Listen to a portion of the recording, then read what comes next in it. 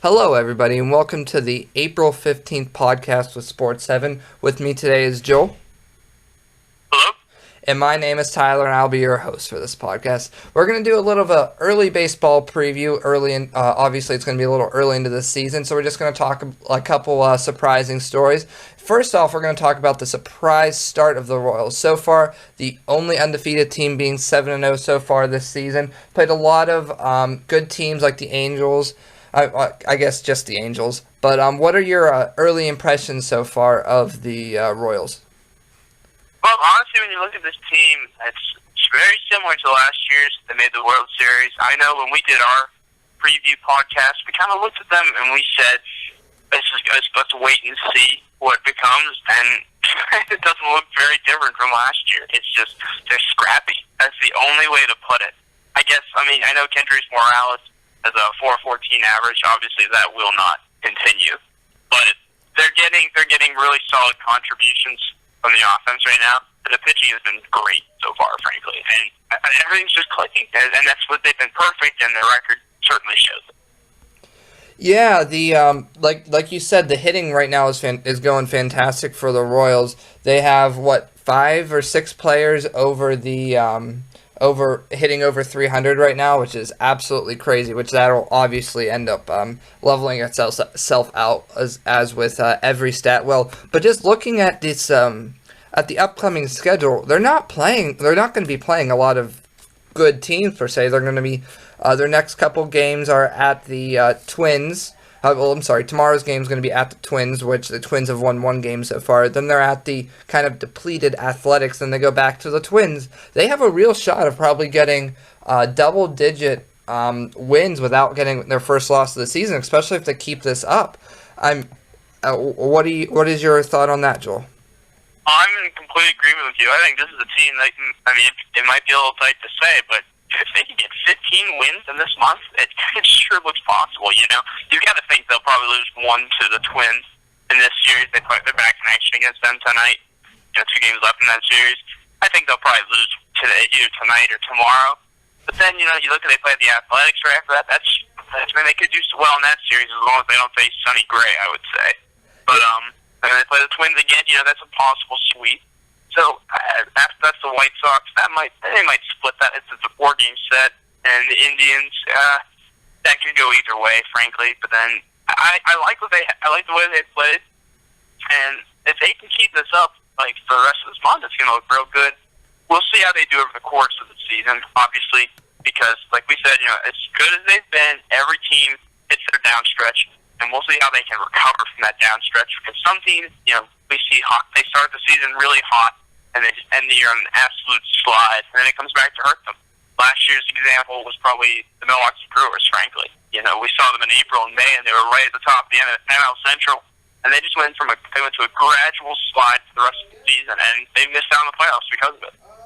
Yeah, right now the Royals are just having an unbelievable start. It's going to be hard to see them. Obviously, it's going to be hard to see them to keep it up. But this hot streak is proving to me that the Royals are contenders to win the AL Central. And right now, it looks like the best division in baseball with the Tigers and Royals getting off to such great starts. I cannot wait to see when both of those teams battle it out at the end of April and into the beginning of May.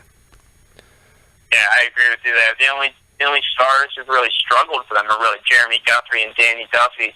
From everyone else who started so far, be it 1 or 2 starts, Chris Young. Well, actually, I believe he was a reliever. Edinson Volquez, Jonathan Ventura, even Jason Vargas had a pretty solid outing his only time.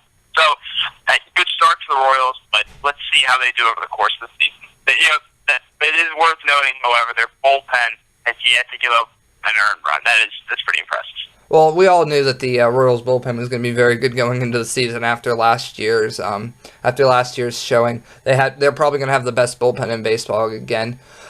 So it'll be great to see if the Royals can keep up this push, and maybe instead of getting the wild card at the end of the year, they'll be able to win the division, stay hot, and maybe even make it back to the World Series. So the division is definitely something we talked about. I remember before we said the division could be kind of up for grabs this year, more so because of the Tigers' struggles last season and in recent years. But we'll see. If everyone stays healthy, maybe if the Royals pick up maybe a couple more bats, because like we said, people are going to drop off. They make the right moves. I would not be surprised if they win the division this year, but good start. So let's see where they go from there. Yeah, the division's definitely going to be up for grabs this year. Right now, I mean, it looks like the Royals and the Tigers are the only ones really going to be in it after the Royals sweep the Indians. Because I know we both said that the Indians could definitely come by and just grab the division from both of them after with a great leadership of Terry Francona. But I do think the Royals going to have a great shot to win this division after all. So let's stay in the NL Central and talking about the Tigers. Well, a good part of their success so far has been the performance of Miguel Cabrera, the ex-Triple Crown winner. This past series against the Indians, he had 11 hits in 3 games, which included 2 home runs. He's just having a monster season now, hitting .44 for the average. So what makes him so special right now, Joel? Well, he's seen as a beach ball, and he's just hitting it everywhere. It's the only way to really put it. Miguel Cabrera has kind of shown why he still needs to be considered one of the best players in the league. For him, his numbers last season were a bit down. It's incredible to even say that when he still hit 25 home runs and 109 RBIs.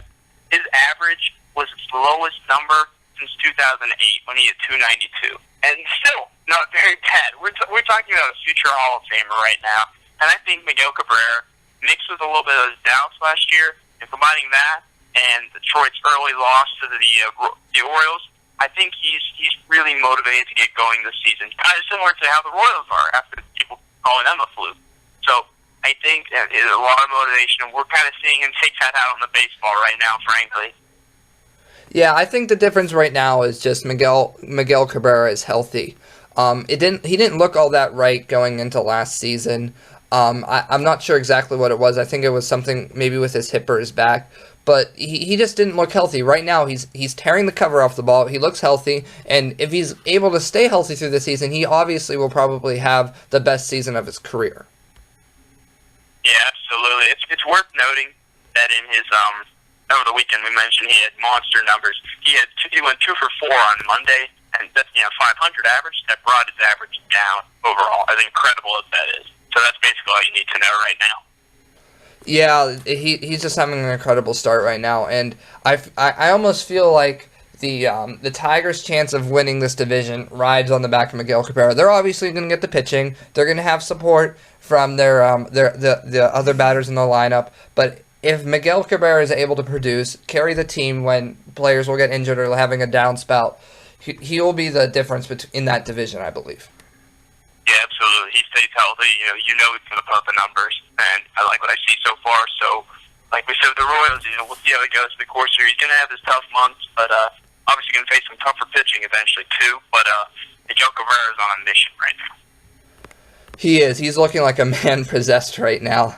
So let's stay in the American League and just switch players right now. Let's go over to the Los Angeles Angels and talk about what's happening a little bit with Josh Hamilton. He hasn't played a game this season. A lot of controversy with the drug and alcohol problems that he's had in the past that have resurfaced this summer. He hasn't played a game yet right now. He's still on the 15-day DL. There's a lot of speculation whether or not Josh Hamilton will play another game in an Angels uniform. What do you expect him to play for the Angels again, Joel?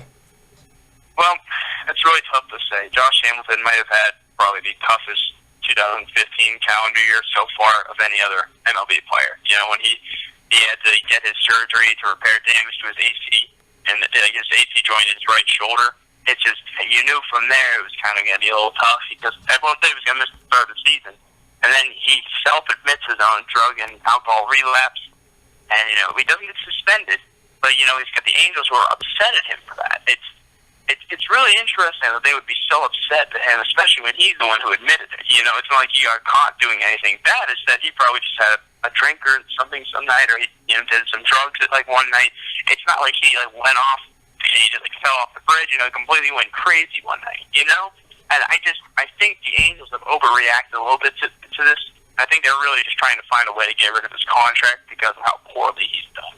Oh, yeah, he's done absolutely horrible with the Angels so far. His numbers came way down from Texas. After the 2012 season when he hit 43 home runs, he has only hit 31 home runs in the past 2 seasons with the Angels combined. The contract just looking enormously bad right now for the Angels.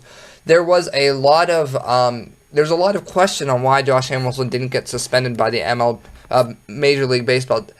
They did try, but from what I understand, that an arbiter would not let them suspend Josh Hamilton for whatever reason. I'm not too versed in all that lingo, but right now Josh Hamilton needs to get back on the baseball field. The best way he's going to be able to fight these addiction problems or whatever is just concentrate on the game, get that swing back, get into his old form, and make the fans proud of him again. I think the reason he didn't get a suspension is because he reported it himself. It's not like he got caught. So I think MLB recognized he was being responsible, and it's not like he got in any trouble with the law per se. So I think that plays a big part into it. And honestly, I don't think Josh Hamilton is going to play for the Angels this season. I think they're going to find a way to get rid of him. I don't think he should even want to play for him the way they disrespected him throughout this. I think there's just a lot of frustration in the organization right now with the way things have gone. Last season they really thought they had something special, and then they get swept by the Royals. A huge disappointment. They have to win now. Even though Mike Trout is really young, they have Albert Pujols. You don't know when he's really going to stop. We've seen his numbers go down, but he's still putting up good numbers. They have to win now, and they need the money to win now. So I think they really want to get Josh Hamilton off the books as soon as possible. Well, just remember, all MLB contracts are guaranteed, and money talks. So there's no way Josh Hamilton is going to leave all that money on the table. There is that possibility that the Angels will buy out some of his contract and trade him to a team and do a little bit of a salary dump. But it's very difficult for me to believe that Josh Hamilton will just. This contract will just get null and void. It's just way too much money for right now. Yeah, I think he's gonna get all of his money. Back when they signed him in December of 2012, it was to a 5-year deal. There were some option years on it. Right now, he'd be in the third year. Third year. Yeah, so he's in his 3rd year right now. I think with how little time is left on it, they're gonna find a way to just try to get someone who will take that money. I think, or they'll just buy him out. They don't want him playing. They want him off the books. I think that's the most clear right now. Yeah, that is very clear. So, talking about the Angels, what chances do you give them to win the ALOS this year? They're a team we kind of questioned. We said, I remember when you and I first talked about them, we looked at the team and we said, based on what they did last season, a lot of similar guys are back. What's changed this year? And frankly, I don't think very much has. They're 4-5 right now, and all the flaws that you can imagine are basically what's showing. One of the few bright spots has really been David Freese. He's had, I believe, 3 home runs to start the season. He's off to a really solid start. But beyond him, you're looking at teams in a little bit of a slump, frankly. So it's really tough to say what they need to do.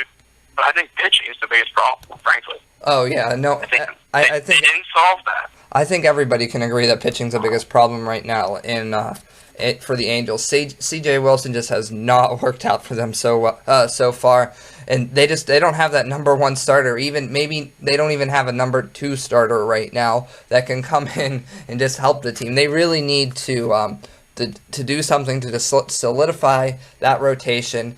They need to make a big trade to have any sort of pitching reliability.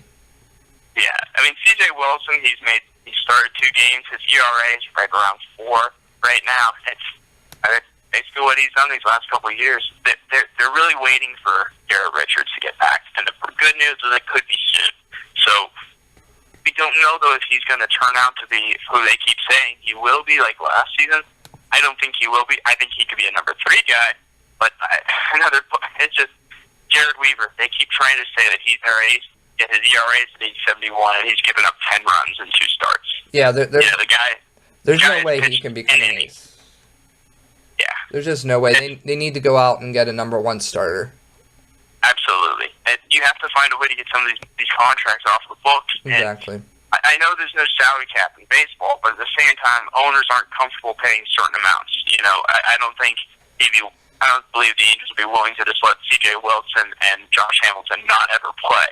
Yeah. Even though they've got huge deals, I think they're going to try to find a way to get players, maybe cheaper deals that'll produce, so that this off season they can work on getting guys off the books and then bringing new players will be worth it.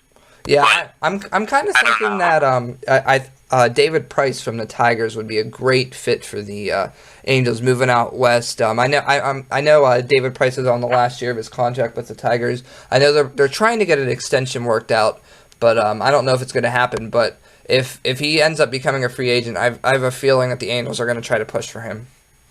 That's an interesting thing, but frankly, I don't think David Price is going anywhere, because if you look at the players who the Detroit has lost the last couple of years, they just lost Scherzer, a huge blow to them, but apparently, they believe Price is better.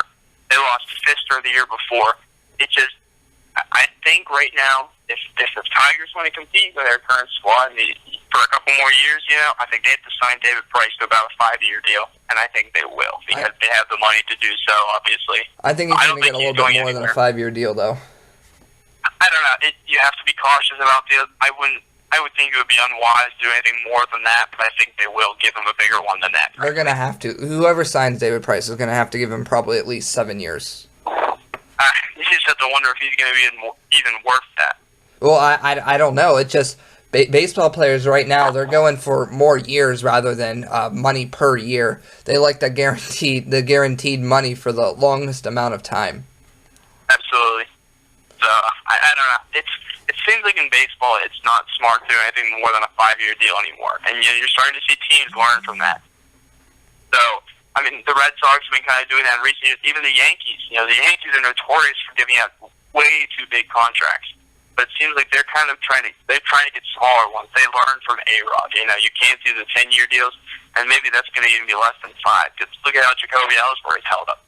He's not been healthy, but when he's healthy, he performs. But the problem is, will he be able to last like the rest of his contract? Yeah, I see exactly what you're saying. So let's move on to the National League. One team that everybody thought was going to be tanking this year was going to be the Atlanta Braves. However, they started the season with about a 5 or 6-1 record, surprising a lot of fans. Since they haven't been exactly as hot, but they haven't been a bad team so far. Their young talent is really starting to shine. What do you make of the Braves right now, Joel? I don't know. I think they've had good opponents to start the year. You look at their schedule so far, and they played 6 games against the Marlins. They swept the Marlins the first series. They just lost this series to the Marlins now, but they took 2 of 3 from the Mets before that. They've had a nice schedule to start the year. I think we can say what we want about the Braves. This is a team that will tank this season. They're going to go down so they can get their draft picks. But it's nice for them, for the young players right now, to have a good start, because then you get that good attitude going in the clubhouse. The problem is, if the team's going to be realistic with themselves, they're going to realize this is going to die down fast, because they play the Blue Jays this weekend in an interleague matchup. I think the Blue Jays will probably sweep them in a series like that, frankly. The Blue Jays are much more experienced. And they're playing a lot of division opponents, and this is a weak division. You play the Phillies. They're off to an okay start as well, but they're going to be going down as well, as we know that. But unfortunately, the schedule will not forgive the Braves. Despite playing their division as much as they want, they've got other matchups this season that are going to be extremely tough. You're going to play other teams in the NL that are contending. You're going to play teams like the Reds, Pirates, the Brewers. You get your other interleague games, of course. The Red Sox for a little bit, Padres, and that's a National League team, but still, they might do really well against their division just because of how bad it is. But by the end of the year, we'll be saying how the Braves. We'll completely forget about how the Braves started this season. Yeah, well, looking at this Braves roster, it's not all that bad. You could tell by their offseason moves that they were going to try to tank and get some of that young talent through the drafts. But they made a lot of good trades getting Shelby Miller from the Cardinals. He has a lot of potential to become a number 1 or maybe a number 2 starter. They sell Julio Teheran, Freddie Freeman, Chris Johnson. Johnny Gomes. I mean, Johnny Gomes isn't the best, but that's probably one of their better outfielders. Yeah. But looking at the roster, it's not a bad team, but they're definitely going for the draft picks right now. Yeah, you gotta feel for Freddie Freeman. He's a legitimate baseball player. Andrelton Simmons is okay offensively. He's a defensive freak, obviously. For a team in their position, you had to, like we said, they're not going to be in contention this year. If we're going to be perfectly honest, there are plenty of other good teams in the NL. This is a year for them to give up. Why did they sign Nick Markakis to a four-year deal of $44 million in the offseason? No idea. Why is he getting paid $11 million a season? It just, I don't know what he's even done in his career to warrant that. And why do you need that kind of a player on a team like this? Why do you need to pay him that much? Yeah, I know exactly what you mean.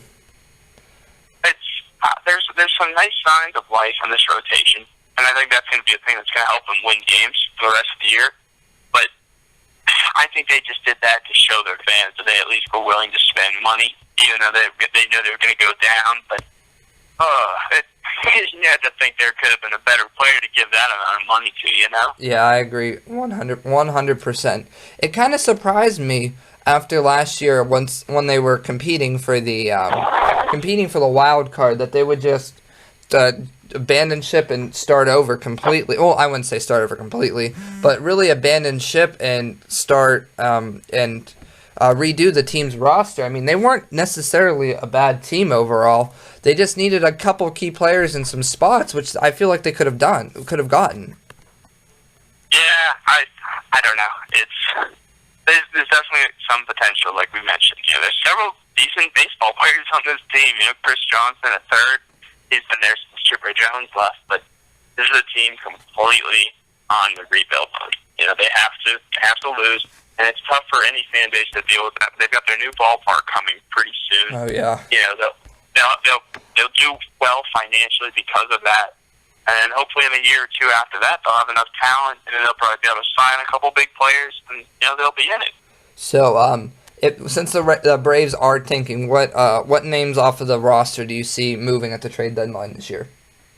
Well, one of the players who this might be a little bit of a surprise, but he's had success. I think Jason Grilli is honestly someone who could be on the move. This is a player who we've seen close before. He's 2013 with the Pittsburgh Pirates. He was very good for them. Even before that, he was good as a setup man, but that year, he was a closer. Struggled in 2014, but then when he was traded to the Angels, he was back on track again. Really looks good so far this year. He's only pitched 4 games, but he still looks very impressive. As I said, in all of those, he's going to save in all 4 of those games. Only giving up 1 run, so he's the kind of guy who would be worth trading while he's at his peak, because whatever you can get, prospects, picks, anything, you should take it. Yeah, I agree. Jason Grilli is definitely going to be a name that's going to be on the move. I also see the possibility of Chris Johnson getting traded, the third baseman that they got in the Upton deal a couple years ago from the D-backs. And then also Johnny Gomes. Johnny Gomes isn't going to, like I said before, isn't going to be the greatest outfielder, but he has the experience that a team looks for to get them through the playoffs and maybe just a little bit of veteran leadership. Another name to definitely consider, Markakis is here to stay for at least this year and probably next. I think eventually he could get traded, but I'd say A.J. Pierzynski. Obviously, last season was a very bad year for him all around, playing for the Red Sox and the Cardinals. But as we said before, catchers are going to get hurt at some point in the season. It's a long year, and their bodies can only hold so much in that squatting position. Pierzynski is going to get traded because he's been performed in the past. He's not too old yet, and honestly, they gotta hope that he has a good time while he's in Atlanta. They can get some solid prospects for him. But is he starting for the Braves right now? I can't remember.